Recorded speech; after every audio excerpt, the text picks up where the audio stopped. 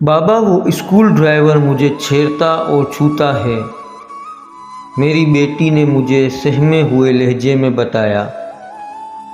अगले दिन मैं स्कूल ड्राइवर से मुखातिब था। तुम बच्ची को स्कूल लाते जाते छेड़ते हो? आपकी बच्ची झूठ बोल रही है, कदावर मोटे और काले ड्राइवर ने जवाब दिया। देखो, दो किस्म के वालिदैन होते हैं।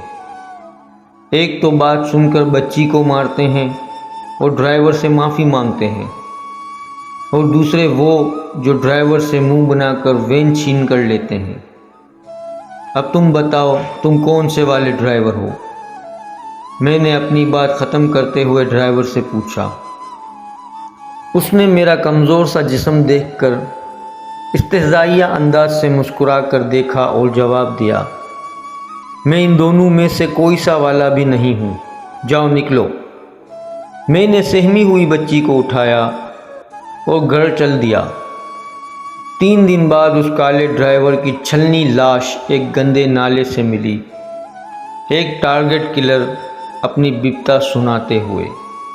वीडियो पसंद आई हो तो लाइक और शेयर ज़रूर कीजिएगा, और चैनल पर अगर नए हैं तो सब्सक्राइब करके बेल नोटिफिकेशन ऑन कर दे ताकि आने वाली हर नई वीडियो आप तक सबसे पहले पहुँचे। शुक्रिया।